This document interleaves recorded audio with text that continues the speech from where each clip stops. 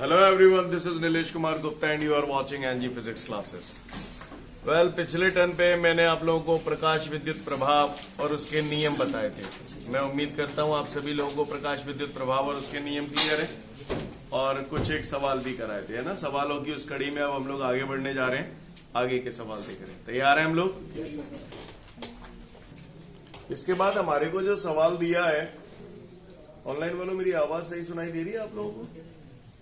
जो सवाल हमको दिया है उस सवाल में मुझसे कह रहा है एक धातु है, ये मैंने बढ़िया फर्स्ट क्लास आपके लिए धातु बनाई है, धातु देख रहे हैं, और धातु पे जो तरंग डाली जा रही है, जो प्रकाश डाला जा रहा है, उसकी तरंग लंबाई 4000 एंगस्ट्रॉम है। कोई मजाक नहीं होता।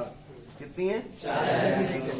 4000 एंगस्ट्रॉम। तो 4000 एंगस्ट्रॉम कितना होता है? बचपन से पढ़ रहे हैं, हमें मालूम है, हम सभी को ना मालूम तो पता होना चाहिए। एक एंगस्ट्रॉम बराबर होता है 10⁻⁻10 मीटर। जिसे पता है अच्छी बात है, ना पता तो लिख ले। क्लियर? तो एंगस्ट्रॉम की जगह का चटकाया तुम लाला 10⁻⁻10 मीटर। और ये भी कह रहा है कि इस धातु का कार्यफलन 2 इलेक्ट्रॉन वोल्ट है। कितना है? तो 2।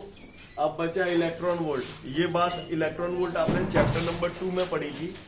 1 इलेक्ट्रॉन वोल्ट बराबर होता है 1.6 गुणा 10⁻⁻19 जूल। क्लियर? चैप्टर 2 में भी बताई थी। 1 इलेक्ट्रॉन वोल्ट बराबर 1.6 इंटू 10⁻⁻19 जूल। घुटाया होना चाहिए, यहाँ पर बहुत इस्तेमाल में आएगा। क्लियर? तो इलेक्ट्रॉन वोल्ट की जगह मैंने क्या लिख दिया? 1.6 इंटू 10⁻⁻19 जूल। सही जा रहा हूं?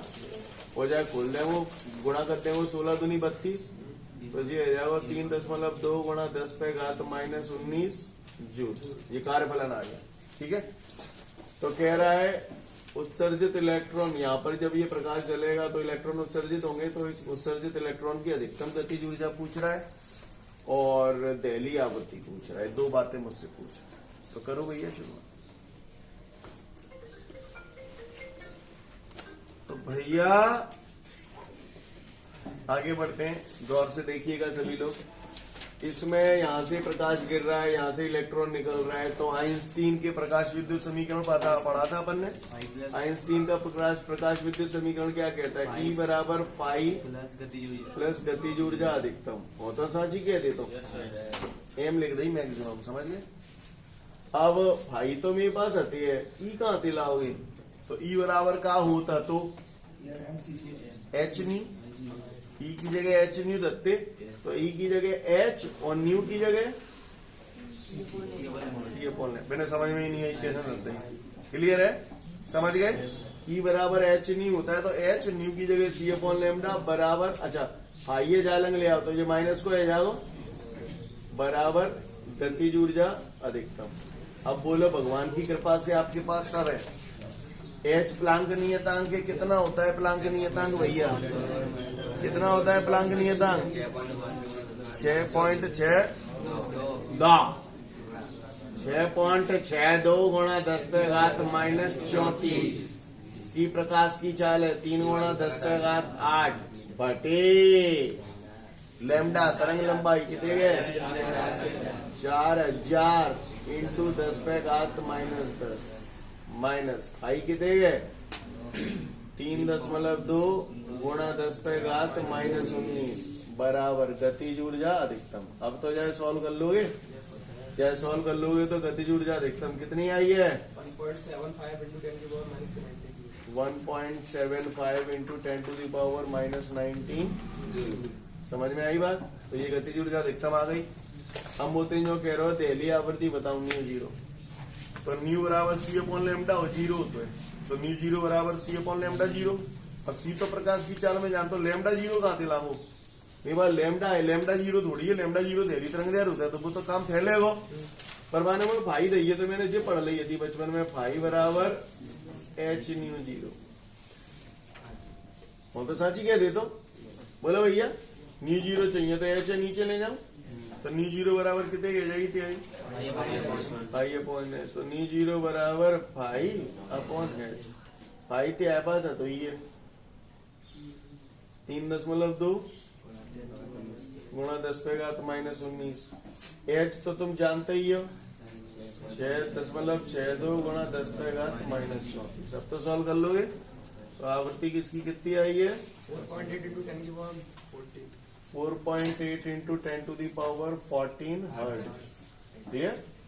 ये आपकी कौन आ गई? दहली आवृत्ति आ गई, है ना? उतार लो फटाफट इसे। इसके बाद हमारे को अगला सवाल बोल रहा है, उसमें मुझसे कह रहा है सोडियम धातु है और उस सोडियम धातु का कार्यफलन 2.3 इलेक्ट्रॉन वोल्ट है। कितना है बबुआ? 2.3 इलेक्ट्रॉन वोल्ट है और उस पर 6800 एंगस्ट्रॉम तरंग दैर्घ्य का प्रकाश डाला जा रहा है। देखिए आप, उस पर 6800 एंगस्ट्रॉम तरंग दैर्घ्य का प्रकाश डाला जा रहा है। तो पूछ रहा है कि क्या उससे इलेक्ट्रॉन उत्सर्जित होंगे या नहीं होंगे? क्वेश्चन समझ में आ गया? क्लियर? अच्छा, इसमें जो आंसर, यहां तक बात समझ में आ रही है सभी को? फिर से बोल रहा हूं सवाल। वो कह रहा है सोडियम धातु का कार्यफलन 2.3 इलेक्ट्रॉन वोल्ट है और सोडियम धातु पर 6800 एंगस्ट्रॉम तरंग दैर्घ्य का प्रकाश डाला जाता है। तो पूछ रहा है उससे इलेक्ट्रॉन उत्सर्जित होंगे या नहीं होंगे? क्वेश्चन समझ में आ गया सभी को? किसी को कोई दिक्कत? अगर ये बात आपको समझ में आ गई तो चलिए देखते हैं हम लोग इसे। तो देखते हैं भैया, मैंने ये पढ़ा है, मैं वैसे काफी तरीके से इसे हम लोग कर सकते हैं। उसने मुझसे ये पूछा है कि धातु की सतह से इलेक्ट्रॉन उत्सर्जित होंगे या नहीं होंगे। ठीक है भैया? क्या पूछा उसने मुझसे? तो देखते हैं होंगे कि नहीं होंगे। पर मुझे इतने मालूम है कि जैसे भैया जो धातु है ना, जो धातु है और इसमें जो प्रकाश आप डाल रहे हो, इस प्रकाश की तरंग दैर्घ्य में 6800 एंगस्ट्रॉम दी है। तो 6800 एंगस्ट्रॉम हो गया 10 पे घात -10 मीटर, है ना? यहां से आप ऊर्जा देते हो। तो धातु की सतह से इलेक्ट्रॉन उत्सर्जित करने के लिए जो ऊर्जा चाहिए वो कितनी चाहिए? कम से कम दहली ऊर्जा यानी कार्यफलन के बराबर ऊर्जा चाहिए, है ना? और अगर ऊर्जा कार्यफलन से ज्यादा है तो इलेक्ट्रॉन उत्सर्जित है हो जाएंगे, लेकिन कार्यफलन से कम है तो नहीं होगा। कार्यफलन दे दो भिन्न कोई कितने दो है? 2.3 इलेक्ट्रॉन वोल्ट दो है। ये धातु का कार्यफलन है। तो इसका मतलब ये हुआ, अगर कार्यफलन नहीं तो इसका मतलब इस धातु में मैं जो प्रकाश डालू उसकी ऊर्जा 2.3 इलेक्ट्रॉन वोल्ट से ज्यादा होगी तो इलेक्ट्रॉन उत्सर्जित हो गए, और कम भाई तो अपना टारगेट क्या है? इस ऊर्जा को निकाल लेते हैं। इसकी ऊर्जा कितनी है? इस प्रकाश की ऊर्जा कितनी है? तो ऊर्जा निकाल लो, E बराबर H न्यू। फिगर भाई सो, तो E बराबर त्याई है यही लाला H 6.62 गुणा 10 पे घात -34। ठीक है? न्यू हतना ने तो न्यू की जगह C अपॉन लैम्डा कर दो। बोलो भैया, यही चलो यही करता हूँ। H न्यू की जगह मैंने लिख दी C अपॉन लैम्डा। C प्रकाश की चाल है 3 गुणा 10 पे घात है 6.62 या 10 अंक तक भी रख सकते हैं, ऐसी कोई दिक्कत नहीं है। क्लियर है? समझ गए? 3 गुणा 10 पे घात 8 भाटे लैम्डा की जगह।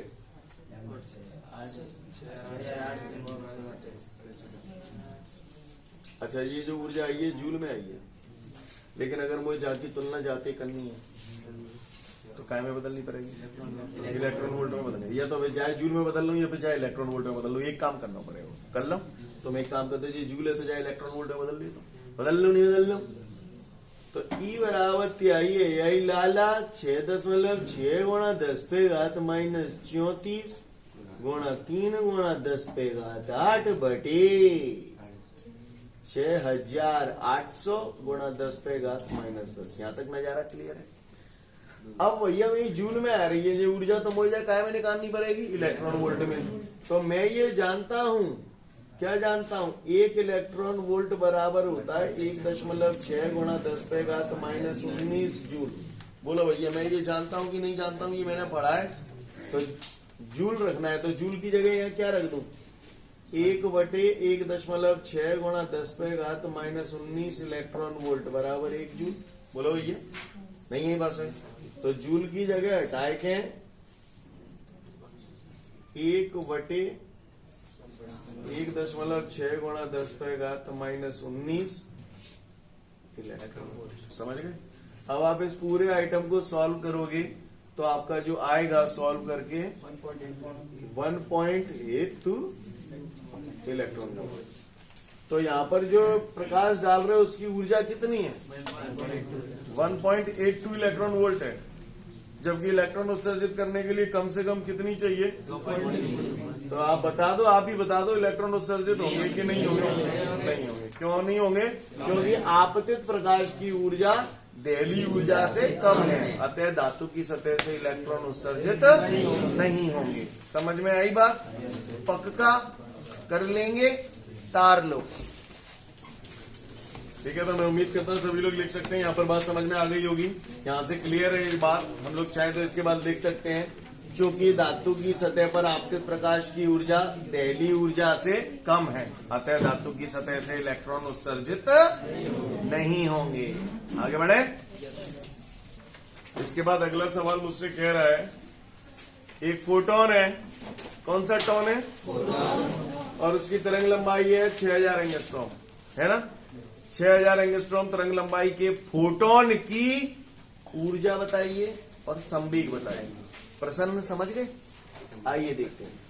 एंगस्ट्रॉम कितना होता है बबुआ? अब तो इतने वेल लिख गए कि याद है वो होता है, अगर अगर भी याद नहीं वो हुए तो लानत है उसकी जिंदगी में। क्लियर? पता ना नहीं जी क्यों रहे। क्लियर? तो कह रहा है फोटोन की तरंग लंबाई इतनी है तो उसकी ऊर्जा बताऊं। तो भैया हम ज्यादा पढ़े लिखे ना, ऊर्जा को ले दे के एक ही सूत्र होगा। आप देख रहे हैं बेर भी घटिया से सूत्र बेर लग जाते हैं, तो याद ना भैया मैनो। ई बराबर एच न्यू। अब न्यू तो हतना ने लेमडा है, मैं क्या करता हूँ बता, मैं क्या करता हूँ? सी अपॉन लेमडा। इतने अच्छे बच्चे हैं भगवान कसम, सी अपॉन लेमडा। अब का एच को मान मैं बेर बेर बताऊं? 6.6 गुणा 10 पे घात -34। सी प्रकाश की चाल बेर बेर बताऊं? लेमडा बेर बेर बताऊं? कर लो ये, कर लो नहीं कर लो ये। आंसर कितना जूल? 3.3 into 10 की पावर माइनस के 19। 3.3 into 10 to the power -19 joule. समझ में आया ना कैसे आया बेटा? सबको क्लियर है? अब पट्टन ने मुझसे पी पूछिए, क्या पूछिए? पी में क्या करूं? लेमडा बराबर हैप्पी। बोलो बबुआ। लेमडा बराबर हैप्पी, एच अपॉन पी। मुझे चाहिए पी, मैं पी इधर ले जाऊंगा, लेमडा नीचे ले आऊंगा। पी बराबर एच अपॉन लेमडा। बोलो। एच जानते ही है, लेमडा दे ये पढ़ा। जाओ नहीं है जाओ एच। अब क्या करूं? रखूं वैल्यू रखूं? आंसर बोले कितना है? 1.1 into 10 की पावर माइनस के 27। 1.1 into 10 to the power -27 kilogram metre per second. Clear? Note it down. इसके बाद हमारे सामने अगला सवाल है, जो कह रहे हो 5 इलेक्ट्रॉन वोल्ट ऊर्जा को फोटोन है, तो बाकी तरंग लंबाई ज्ञात करूं और बाकी को संवेग ज्ञात करूं दप्पा लाला।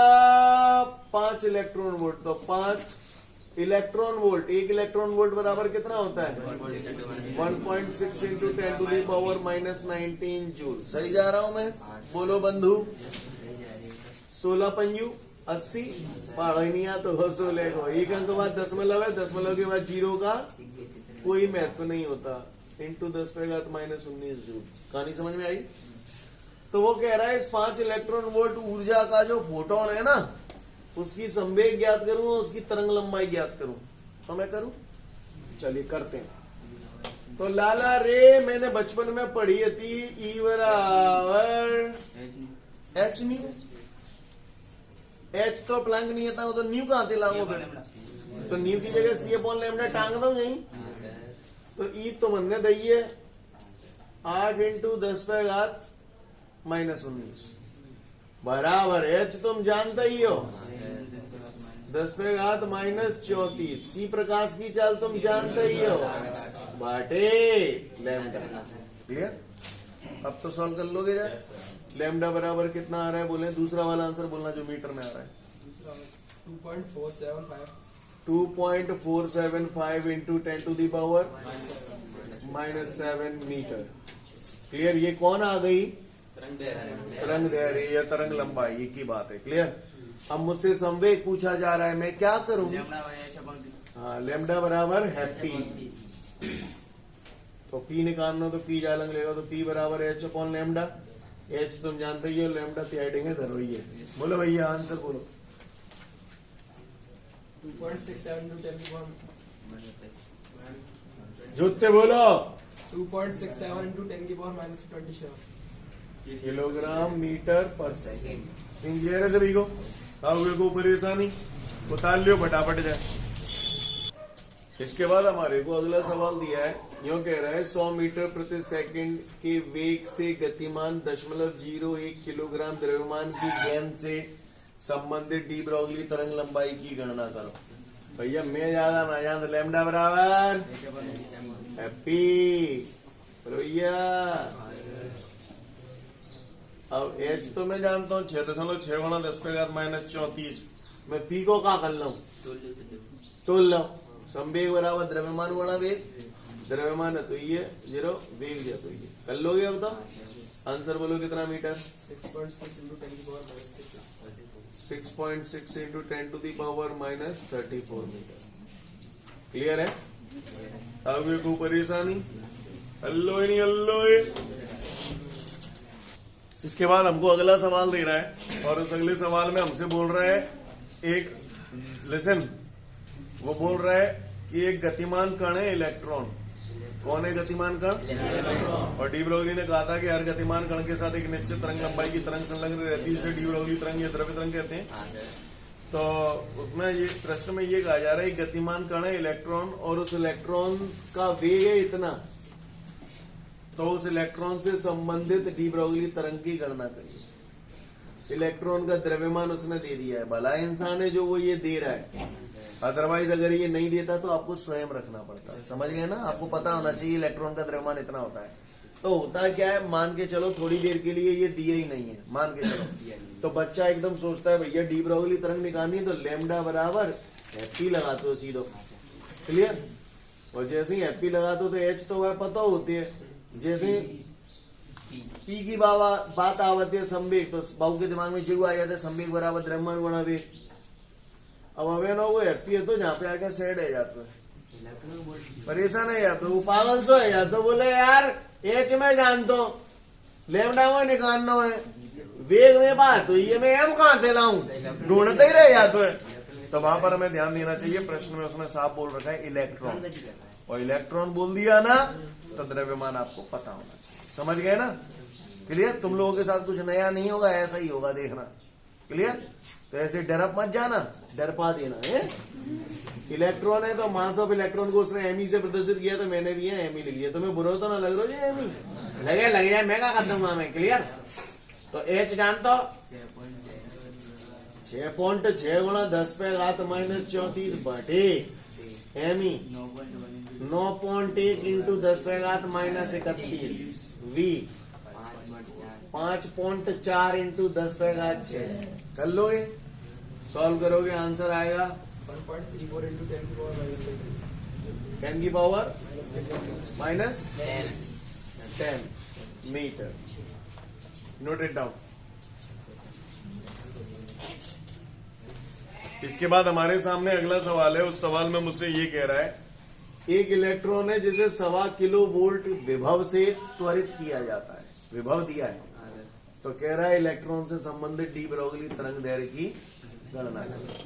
तो भैया मैं ज्यादा पढ़ो लिखो आने पर मुझे माने में 1.25 किलो है। किलो 1000 होता है, 1000 बोले तो 10⁻³ बोलो।